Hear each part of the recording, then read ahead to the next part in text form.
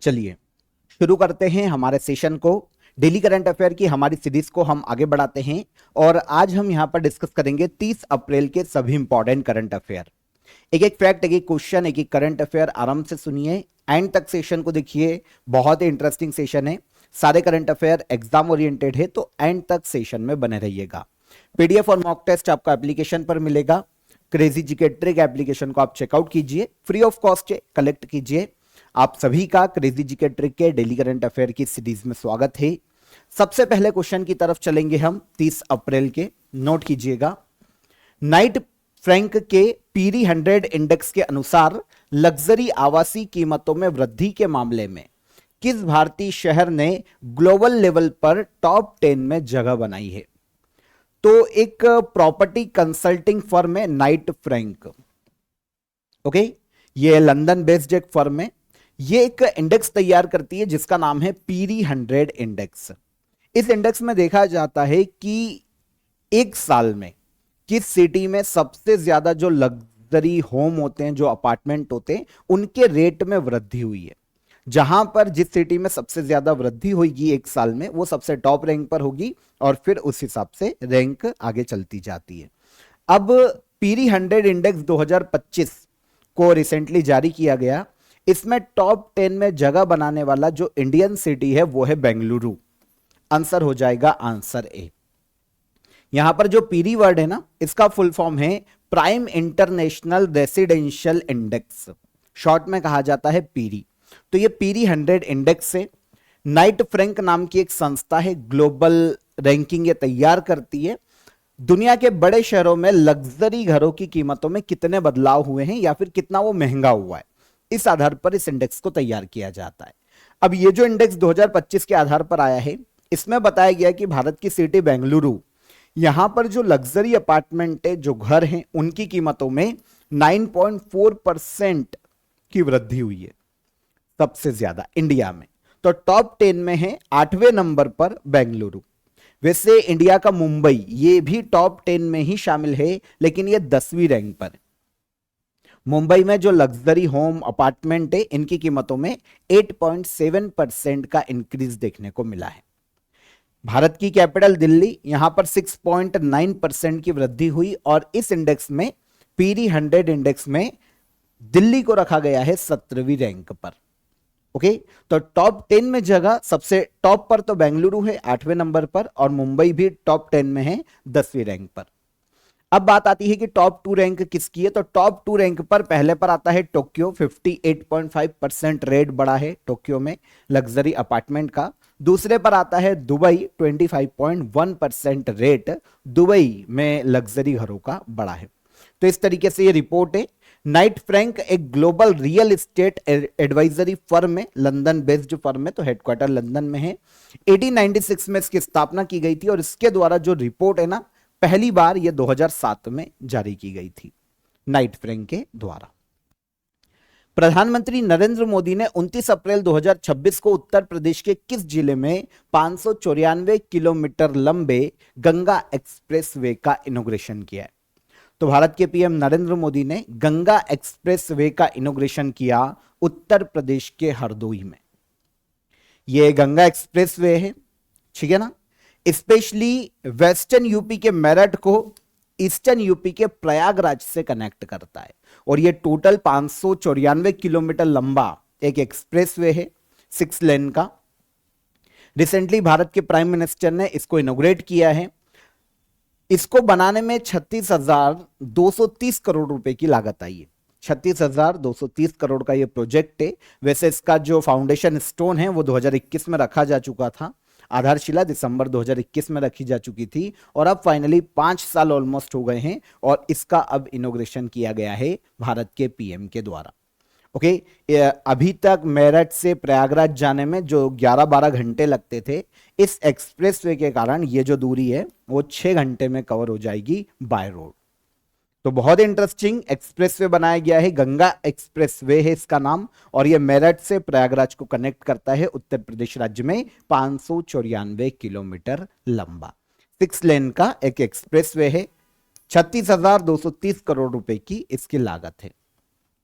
आपको पता है ये उत्तर प्रदेश के 12 जिलों से होकर गुजरता है। वैसे पूरे भारत में सबसे ज्यादा एक्सप्रेसवे जो है ना वो उत्तर प्रदेश राज्य में है, इसीलिए उत्तर प्रदेश को एक्सप्रेसवे स्टेट ऑफ इंडिया के नाम से जाना जाता है।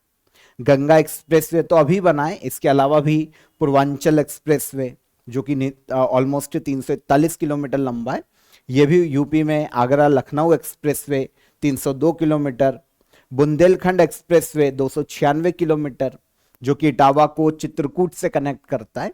तो ये सारे एक्सप्रेसवे जो है उत्तर प्रदेश में डेवलप किए गए हैं। और अभी रिसेंटली गंगा एक्सप्रेसवे का इनॉग्रेशन किया गया भारत के पीएम के द्वारा। अप्रैल 2026 में किस भारतीय यूनिवर्सिटी में जेंडर इंक्लूजन और स्किल डेवलपमेंट पर एशिया की पहली यूनेस्को चेयर लॉन्च की गई है? तो अप्रैल, देखिए यहां पर यूनेस्को चेयर जो वर्ड आप देख रहे हो ना, एक्चुअल में यूनेस्को प्रोग्राम है, ये नाम ही इसका यूनेस्को चेयर है, एक प्रकार का प्रोग्राम या कॉन्फ्रेंस आप इसको बोल लो। तो एशिया के देशों में जेंडर इंक्लूजन और स्किल डेवलपमेंट स्पेशली महिलाओं, इस पर एशिया की पहली यूनेस्को चेयर का आयोजन किया गया है symbiosis skill and professional university Pune में। तो symbiosis skill and professional university कहां पर है? तो ये पुणे की एक यूनिवर्सिटी है जहां पर यूनेस्को के इस प्रोग्राम का आयोजन किया गया। देखिए मेन जो उद्देश्य है ना, अच्छा इस यूनेस्को किसके सहयोग से इसका आयोजन करवा रहा है? तो ministry of skill development and entrepreneurship Bharat की मिनिस्ट्री है, इसके सहयोग से यूनेस्को ने पुणे में इस यूनेस्को चेयर का आयोजन किया है। उद्देश्य टेक्निकल और जो एजुकेशनल क्षेत्र है महिलाओं की भागीदारी बढ़ाकर जेंडर गैप को कम करना, और इसके अलावा फ्यूचर रेडी स्किल देकर इकोनॉमिक इंडिपेंडेंट और करियर अपॉर्चुनिटीज महिलाओं में बढ़ाना, जिससे जो जेंडर गैप है उसको कम किया जा सके और जो इक्विलिटी है उसको बढ़ावा दिया जा सके। तो ये यूनेस्को चेयर है, पहली बार एशिया में आयोजित की गई है। तो कहां पर आयोजित की गई? Symbiosis skill and professional university कहां पर स्थित है? पुणे में स्थित है। ठीक है, यूनेस्को चेयर यूनेस्को का प्रोग्राम है, एक बहुत ही इंपॉर्टेंट एकेडमिक प्रोग्राम के रूप में इसकी शुरुआत की गई है। यूनिवर्सिटी में रिसर्च, ट्रेनिंग, इनोवेशन को बढ़ावा देना, इक्विलिटी को बढ़ावा देना, एजुकेशन, साइंस, कल्चर जैसे क्षेत्रों में जो अलग अलग सेक्टर है उनको डेवलप करना और इन क्षेत्रों में काम करना, स्पेशली महिलाओं की भागीदारी बढ़ाने के लिए यह स्टेप उठाया गया है यूनेस्को के द्वारा। तो पहली बार इसका आयोजन किया गया है पुणे में। प्लेस याद रखिएगा, प्लेस पूछा जा सकता है, यूनिवर्सिटी पूछी जा सकती है, तो इसको आपको याद रखना चाहिए। ऑफर ऑफ द डे में वैसे तो समर सेल आप सभी के लिए चल रही है, पर अभी के लिए आप 100 जीएस कोर्स को ज्वाइन कर सकते हैं। समर सेल में ये अभी आपको काफी अफोर्डेबल प्राइस पर देखने को मिल जाएगा। वनडे एग्जाम के जितने भी स्टूडेंट हैं जिनको जीएस में स्कोर करने में प्रॉब्लम आता है, वो 100 जीएस के कोर्स को ज्वाइन करो। यहां पर आपको जीएस के जितने भी टॉपिक है वो सभी कवर हो जाएंगे, काफी इजी, शॉर्ट ट्रिक और कॉन्सेप्ट के माध्यम से। तो ज्वाइन कीजिए, अभी आपको काफी अफोर्डेबल प्राइस पर मिल जाएगा। चेकआउट कीजिए एप्लीकेशन को, समर सेल का फायदा उठाइए, सारे कोर्सेस आपको अभी काफी अफोर्डेबल प्राइस में देखने को मिल जाएंगे एप्लीकेशन पर। कोई भी आपकी क्वेरी है तो हेल्पलाइन नंबर पर आप कॉल कर सकते हैं, आपका कोई भी क्वेश्चन है तो भी आप कॉल कर सकते हैं, व्हाट्सएप भी कर सकते हैं हमारी टीम को। आगे आएंगे, भारत के पहले निजी तौर पर विकसित ऑर्बिटल रॉकेट का नाम क्या है? तो भारत का पहला जो प्राइवेट ऑर्बिटल रॉकेट है इसको नाम दिया गया है विक्रम-1। ठीक है, इंडिया का पहला प्राइवेट ऑर्बिटल रॉकेट, हाल ही में इसे डेवलप किया गया है और लॉन्च के लिए तैयार किया जा रहा है। मई से जून 2026 में, मई जून मंथ में सतीश धवन अंतरिक्ष केंद्र जो कि श्रीहरिकोटा द्वीप पर आंध्र प्रदेश राज्य में देखने को मिलता है, यहां से इसे लॉन्च किए जाने की तैयारी चल रही है। अच्छा, बनाया किसने? प्राइवेट है तो कोई प्राइवेट कंपनी होगी, तो एक स्पेस स्टार्टअप है इंडिया का, स्काई रूट एरोस्पेस। अगर हम स्काई रूट एरोस्पेस की बात करते हैं तो इसका हेडक्वार्टर हैदराबाद में देखने को मिलता है। स्पेस टेक्नोलॉजी के क्षेत्र में काम करने वाला स्टार्टअप है। इसने भारत के पहले प्राइवेट ऑर्बिटल रॉकेट को तैयार किया है और इसको नाम दिया गया है विक्रम-1। अब आप बोलोगे सर पहली चीज तो कि ऑर्बिटल रॉकेट क्या होता है? वो रॉकेट जो कि किसी भी सैटेलाइट को पृथ्वी के ऑर्बिट में जाके स्थापित करता है। ठीक है, कोई भी रॉकेट हो गया, कोई भी सैटेलाइट हो गई, कोई भी स्पेसक्राफ्ट हो गया, पृथ्वी के ऑर्बिट में स्थापित कर देता है, यानी वह ऑर्बिट जो ऑब्जेक्ट जिसको भी लेके जा रहा है वो धरती के चारों ओर घूमता रहता है और गिरता नहीं है। मतलब जो ऑर्बिटर रॉकेट है ना, पृथ्वी के चारों ओर राउंड करता है और ये गिरता नहीं। तो ऑर्बिटर एक सब ऑर्बिटल रॉकेट भी होता है जो कि अंतरिक्ष में तो ले जाता है लेकिन ऑर्बिट तक नहीं पहुंचा पाता, तो वो वापस पृथ्वी पर आके गिर जाता है। तो ये दोनों में बेसिक सा डिफरेंस है। अब वैसे ऑर्बिटल रॉकेट जो हमारी इसरो है उसने भी डेवलप किया है और काफी सारे लॉन्च किए, लेकिन वो निजी क्षेत्र का नहीं है क्योंकि इसरो देश के लिए काम करता है। यहां पर बात आ रही है इंडिया के पहले प्राइवेट ऑर्बिटल रॉकेट की। तो ये विक्रम 1 है जिसे स्काई रूट एरोस्पेस ने डेवलप किया है और अब इसको लॉन्च किया जाएगा मई या फिर जून मंथ में। Multi stage orbital launch vehicle है। अगर हम विक्रम 1 की बात करते हैं, लगभग 290 से 350 किलोग्राम तक का पेलोड ले जा सकता है अपने साथ। किसी बोल सकते हैं हम सैटेलाइट को ले जा सकता है, तो ऑलमोस्ट 350 किलोग्राम तक का पेलोड और 500 किलोग्राम तक लो अर्थ ऑर्बिट में ये किसी भी चीज को, ऑब्जेक्ट को पहुंचाने की क्षमता रखता है। तो कुछ यहां पर इसकी अगर हम स्ट्रक्चर देखें तो 3D प्रिंटेड इंजन इसमें देखने को मिल जाएगा, सॉलिड फ्यूल बूस्टर इसमें देखने को मिल जाएगा ताकि इसको अंतरिक्ष में ऑर्बिट तक पहुंचाया जा सके। अगर ये सक्सेसफुली लॉन्च हो जाता है तो स्काई रूट इंडिया या स्काई रूट एरोस्पेस भारत की पहली कंपनी बन जाएगी जिसने खुद का ऑर्बिटल सैटेलाइट लॉन्च किया है या बनाया है। तो ये स्काई रूट एरोस्पेस बनेगी।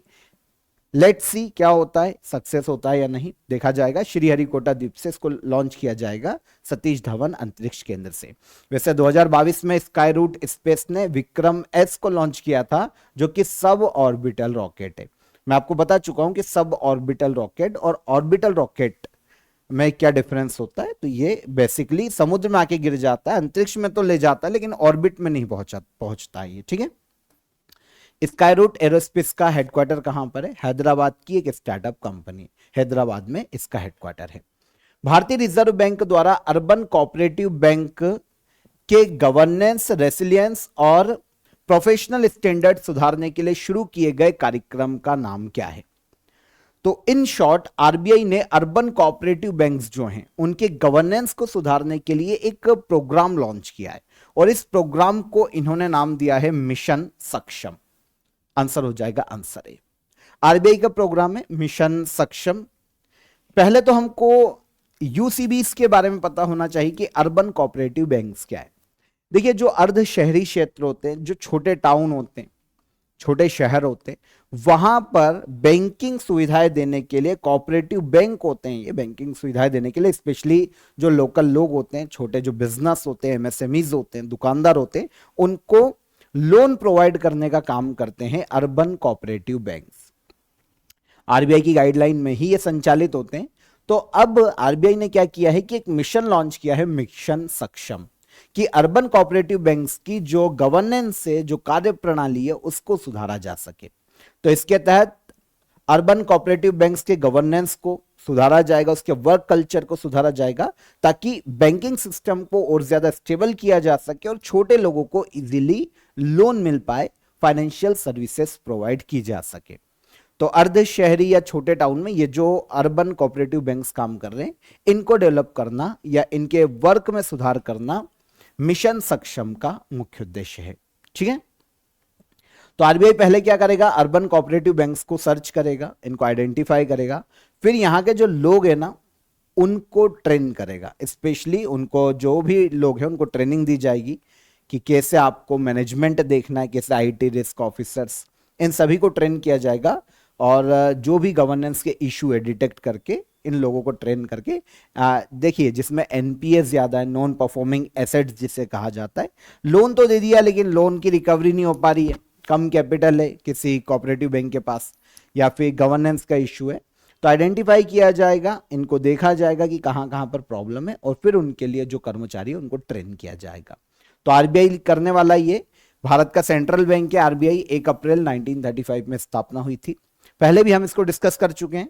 तो एक ये पूछा जाता है नॉर्मली कि किस कमीशन की सिफारिश पर आरबीआई बना है, तो हिल्टन यंग कमीशन की सिफारिश पर आरबीआई का गठन किया गया है। 1 अप्रैल 1935 में आरबीआई बना। ऑसबोर्न स्मिथ पहले अध्यक्ष थे। आरबीआई का राष्ट्रीयकरण 1 जनवरी 1949 में किया गया था। हेडक्वार्टर मुंबई में देखने को मिलता है आरबीआई का। ठीक है, संजय मल्होत्रा वर्तमान में आरबीआई के गवर्नर के पद पर हैं। 28 अप्रैल 2026 को किस देश ने घोषणा की है कि वह 1 मई 2026 को ओपेक और ओपेक प्लस दोनों को छोड़ देगा या दोनों से बाहर हो जाएगा? तो पहले तो ओपेक को समझना पड़ेगा कि ओपेक क्या है। वर्ल्ड में पेट्रोलियम उत्पादक देशों का एक समूह है जिसे ओपेक के नाम से जाना जाता है। आगे फुल फॉर्म देखेंगे तो आपको समझ में आ जाएगा। तो रिसेंटली यूएई, जो कि एक मिडिल ईस्ट का देश है, स्टेट ऑफ हॉर्मुज के निकट पड़ता है, इसने अनाउंस किया है कि 1 मई 2026 से ये ओपेक और ओपेक प्लस दोनों से बाहर हो जाएगा। यूएई, ठीक है ना, ओपेक और ओपेक प्लस दोनों से ये एग्जिट लेने वाला है 1 मई 2026 को। अभी तक ओपेक में 12 मेंबर है। यूएई 1 मई को कल एग्जिट लेगा तो उसके बाद ओपेक में बचेंगे 11 मेंबर। तो यूएई ने 28 अप्रैल को यह अनाउंस कर दिया है कि ओपेक और ओपेक प्लस से वो 1 मई को बाहर हो जाएगा। मेन कारण है कि UAE long term energy strategy पर काम कर रहा है और अपने जो प्रोडक्शन गोल है उसको पाना चाहता है। देखिए क्या होता है, जो ओपेक का मेंबर है ना, तो ओपेक की गाइडलाइन के अनुसार चलना पड़ता है। एक पर्टिकुलर लिमिटेशन होती है कि इतना ही उत्पादन करना है और इतना ही बेचना है। अब जो यूएई ना, उसकी लगभग जो कैपेसिटी है पर डे बैरल की, तो वो 4.8 million barrel per day capacity रखता है तेल उत्पादन का, लेकिन वो उतना एक्सपोर्ट नहीं कर पा रहा है क्योंकि यूएई का एक जो ओपेक होता है उसका एक प्रोडक्शन कोटा होता है। अब इसके अनुसार एक लिमिट में ही उत्पादन करना और उतना ही आपको सेल करना। लेकिन अब जब यूएई से बाहर होगा तो उस पर यह रिस्ट्रिक्शन हटेगा और इससे वर्ल्ड में सप्लाई भी बढ़ सकती है। हो सकता है कोई प्रॉब्लम भी आ जाए, दूसरे देश जो ओपेक के मेंबर है वो कोई इनके खिलाफ, यूएई के खिलाफ कोई डिसीजन भी ले ले, लेकिन अभी के लिए तो ओपेक 1 मई को बाहर हो रहा है। तो सऊदी अरेबिया के साथ बढ़ती हुई प्रतिस्पर्धा और जो तनाव है, स्पेशली ईरान क्राइसिस जो चल रहा है, उसके कारण भी ओपेक से बाहर होने का यूएई ने फैसला किया है। तो ये कारण है। रिसेंटली कुछ सालों में ओपेक की सदस्यता छोड़ने वाले देशों की बात करते हैं तो कतर ने 2019 में ओपेक की सदस्यता छोड़ी थी, फिर अंगोला ने 2024 में ओपेक की सदस्यता छोड़ी थी। यूएई 1967 में ओपेक से जुड़ा था, लगभग 60 साल मेंबर रहा। वैसे ओपेक की स्थापना 1960 में हो चुकी थी। यूएई 7 साल के बाद मेंबर बना और अब फाइनली 2026 में ओपेक की मेंबरशिप छोड़ी है यूएई ने, 1 मई को छोड़ देगा। Organization of the Petroleum Exporting Countries, इसे शॉर्ट में कहा जाता है ओपेक, तेल उत्पादक देशों का एक समूह है। 1960 में बगदाद कॉन्फ्रेंस के दौरान यह संस्था बनी थी, पहली बार 1960 में स्थापना हुई। 5 फाउंडिंग मेंबर है इसके, Iran, Iraq, Kuwait, Saudi Arabia और वेनेजुएला। 2026 तक ओपेक के 12 मेंबर है अप्रैल तक, लेकिन 1 मई से बचेंगे 11 मेंबर। ओपेक का हेडक्वार्टर है ऑस्ट्रेलिया के वीना में। ओके, तो ये जो तेल सप्लायर्स है उनको रेगुलेट करने वाला एक ऑर्गेनाइजेशन आप इसको बोल सकते हैं ओपेक को। अब बात आती है कि ओपेक प्लस क्या, तो कुछ नॉन ओपेक कंट्रीज आगे चलकर ओपेक में जुड़ती है, उसका नाम हो जाता है फॉर एग्जांपल रशिया। ये ओपेक की मेंबर नहीं है लेकिन वो ओपेक में आगे चलकर जुड़ी, तो ये जो संगठन बना ना वो ओपेक प्लस के नाम से जाना गया। तो कुछ नॉन ओपेक कंट्रीज जो हैं, नॉन तेल उत्पादक कंट्रीज भी इसकी मेंबर है, तो ये ओपेक प्लस के रूप में देखने को मिला। तो इन दोनों से ही एग्जिट ले लिया है यूएई ने 1 मई को। अप्रैल 2026 में 17वां पिट्सबर्ग क्लाइमेट डायलॉग किस देश ने होस्ट किया है? तो जर्मनी के बॉन में है पिट्सबर्ग, तो यहीं पर पिट्सबर्ग क्लाइमेट डायलॉग का आयोजन किया गया। तो किसने होस्ट किया है? जर्मनी ने। यह जो एक कॉन्फ्रेंस है, जब डायलॉग की बात करते हैं ना, तो एक कॉन्फ्रेंस है 2010 में जर्मनी में इसकी शुरुआत की गई थी और तब से ये जो कॉन्फ्रेंस है पिट्सबर्ग क्लाइमेट डायलॉग, ये हर साल आयोजित किया जा रहा है। इसमें क्या होता है, क्लाइमेट चेंज के मुद्दों पर इंटरनेशनल लेवल की एक मीटिंग है। वो सभी मेंबर कंट्री जो कि कॉप की मेंबर है, कॉन्फ्रेंस ऑफ पार्टीज, जलवायु परिवर्तन पर जो कॉप मीटिंग होती है ना, ये वर्ल्ड में सबसे बड़ी है जलवायु परिवर्तन पर। इसके जो मेंबर कंट्रीज होती है ना, वो कॉप की जो भी एनुअल मीटिंग होने वाली है उसकी रूपरेखा तैयार करने के लिए एक पहले बैठक करते हैं और उसी को कहा जाता है पिट्सबर्ग क्लाइमेट डायलॉग। कॉप की बैठक के पहले ही आयोजित किया जाता है। नॉर्मली कॉप की जो एनुअल मीटिंग होगी उसमें एक फॉर्मेट तो चाहिए, एक बेसिक बुक तो चाहिए कि भाई किन मुद्दों पर बात की जाएगी। बात इकट्ठे हो गए, बात किस पे करना ये नहीं पता, तो उसको पहले डिसाइड करना पड़ेगा कि किन किन मुद्दों पर बातचीत करना है। क्लाइमेट चेंज के मुद्दे होंगे, लेकिन भाई किन चीजों पर स्पेशली जोर देना है, किस पर बातचीत करना है, ये तो डिसाइड करना पड़ेगा। तो ये डिसाइड करने के लिए कॉप की बैठक के पहले पिट्सबर्ग क्लाइमेट डायलॉग का आयोजन किया जाता है हर साल। तो आयोजन जर्मनी में ही होता है। इस बार ये 17वां पिट्सबर्ग क्लाइमेट डायलॉग है जो कि जर्मनी में आयोजित किया गया। हाई लेवल इंटरनेशनल मीटिंग है, अलग अलग देशों के मंत्री क्लाइमेट चेंज पर यहां पर चर्चा करते हैं। और स्पेशली ये एक क्लाइमेट मीटिंग होती है। कॉप की जो भी मीटिंग होगी एनुअल, उसके पहले इसका आयोजन किया जाता है। ओके, तो आई होप समझ पाए होंगे। इस बैठक का उद्देश्य भी है कि भाई क्लाइमेट एक्शन को मजबूत किया जा सके, रूल बेस्ड ग्लोबल ऑर्डर बनाया जा सके। 2010 में इस डायलॉग की शुरुआत की गई थी। इस बार climate finance, technology transfer, global cooperation, इन मुद्दों पर डायलॉग में बात की गई और कॉप 31 की रूपरेखा तैयार की गई। कॉप की बैठक की बात करें तो यहां पर United nation framework convention on climate change, इसके द्वारा एक एनुअल मीटिंग का आयोजन किया जाता है जिसे कॉप के नाम से जाना जाता है। जलवायु परिवर्तन पर सबसे बड़ी मीटिंग होती है वो, क्लाइमेट चेंज पर। 2025 में जो कॉप 30 मीटिंग है ये ब्राजील के बेलम में आयोजित की गई थी। और इस साल कॉप 31 का आयोजन अंतालिया में किया जाएगा जो कि तुर्की में स्थित है। ठीक है, तो कॉप 31 इस साल आयोजित होगी नवंबर में, नॉर्मली अक्टूबर नवंबर में आयोजित होती है। तो ये ब्राजील में हो चुकी है लास्ट ईयर 2025 में, अब तुर्की में आयोजित किया जाएगा कॉप का 31 मीटिंग को। भारत सरकार की नई small hydro project development scheme का मुख्य लक्ष्य क्या है? इंडियन गवर्नमेंट की नई small hydro project development scheme है। इसका उद्देश्य है कि आगे आने वाले 5 साल में 1500 मेगावाट विद्युत उत्पादन क्षमता को जनरेट किया जाए। ठीक है ना, तो यह लक्ष्य रखा गया है small hydro project development scheme का। इसे कहा जाता है एसएचपी डेवलपमेंट स्कीम। देखिए, हाइड्रो पावर प्रोजेक्ट को हमको समझना पड़ेगा कि हाइड्रो पावर प्रोजेक्ट क्या होते हैं। तो जब हम बात करते हैं हाइड्रो पावर प्रोजेक्ट की, तो ये छोटे हाइड्रो पावर प्रोजेक्ट, देखिए जल विद्युत परियोजनाएं एक बड़ी होती है, नदी पर बड़े बड़े डैम बनाए, लेकिन जब हम स्मॉल हाइड्रो पावर प्रोजेक्ट की बात करते हैं ना, तो इसमें विद्युत उत्पादन क्षमता मैक्सिमम 25 मेगावाट तक की होती। और यहां पर नदियों पर बड़े बड़े डैम नहीं बनाए जाते, छोटी छोटी नदियों पर नहरें बनाकर, स्टॉप डैम बनाकर, है ना, पानी के अंदर टरबाइन लगाकर ये इलेक्ट्रिसिटी पैदा की जाती है। एनवायरमेंट फ्रेंडली होती है, नदियों का बहाव नहीं रोकती है, नेचुरल उनका जो बहाव क्षेत्र है उन पर कोई इफेक्ट नहीं पड़ता। तो ये स्मॉल हाइड्रो पावर प्रोजेक्ट होते, एसएचपी इन्हें कहा जाता है।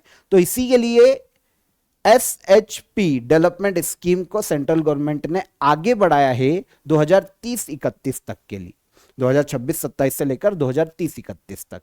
ये जो स्कीम है ना 1990 के दशक में शुरू हो चुकी थी। समय समय पर इसको 5-5 साल के लिए बढ़ाया जाता है। अभी सेंट्रल गवर्नमेंट ने एक बार फिर से इसे बढ़ाया है 2026-27 से लेकर 2030-31 तक।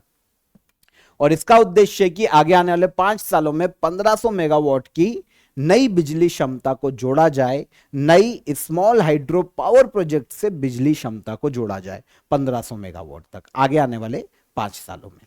ओके, तो ministry of new and renewable energy ये इंप्लीमेंट करती है, नोडल मिनिस्ट्री है। अब यहां पर जब छोटे से हाइड्रो पावर प्रोजेक्ट बनाए जाते हैं तो सेंट्रल गवर्नमेंट की तरफ से अगर ईस्टर्न और बॉर्डर स्टेट में यह हाइड्रो पावर प्रोजेक्ट है तो 30% की सब्सिडी दी जाती है स्टेट को, सेंट्रल की तरफ से। लेकिन अदर स्टेट होते हैं तो 20% की सब्सिडी देता है केंद्र सरकार।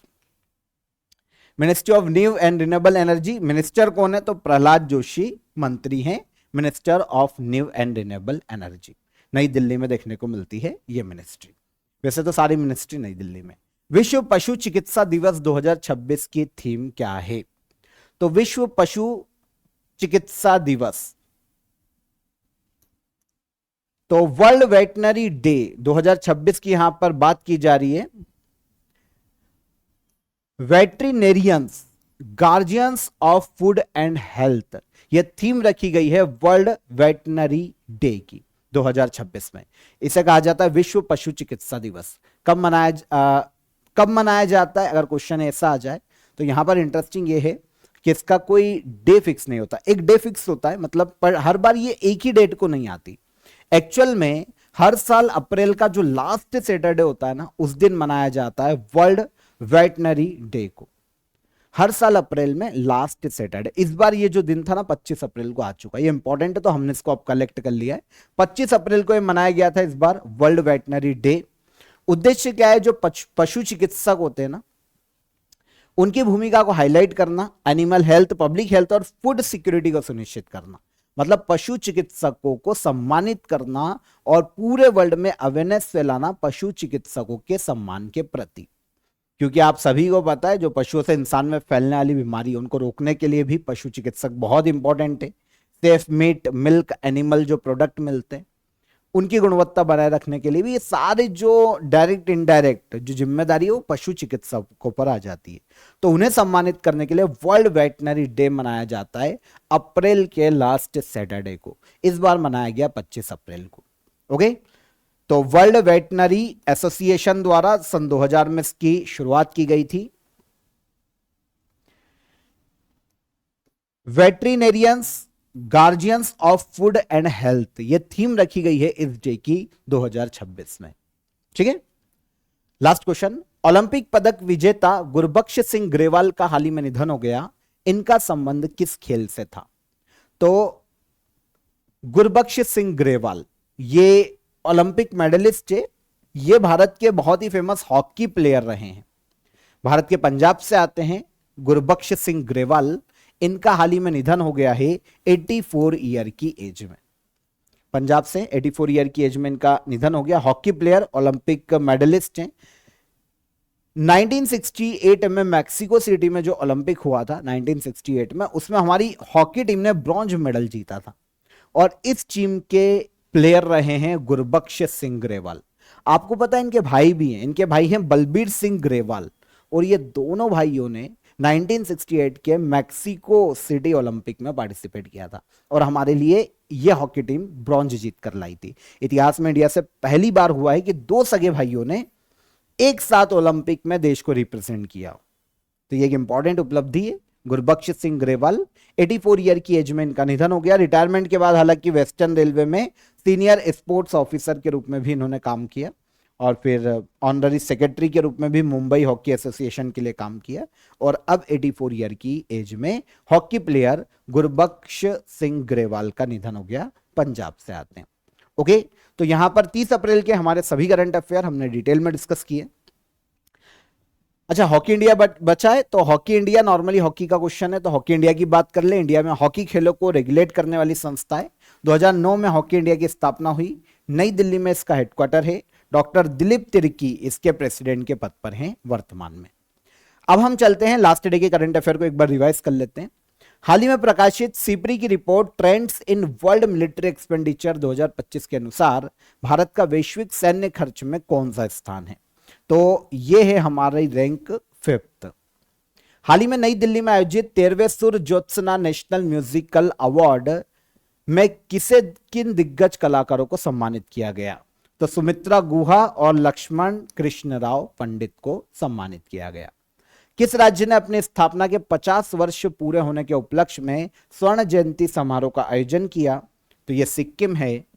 आंध्र प्रदेश के किस शहर में गूगल के भारत के सबसे बड़े एआई डेटा सेंटर क्लस्टर की आधारशिला रखी गई? विशाखापट्टनम में। WHO ने नवजात शिशुओं के लिए किस पहली मलेरिया रोधी दवा के प्री क्वालिफिकेशन मंजूरी दी है? तो यह है आर्टेमेदर ल्यूमेफेंट्रिन। स्वास्थ्य मंत्रालय द्वारा अग्नि सुरक्षा सप्ताह 2026 4 से 10 मई तक आयोजित किया जाएगा।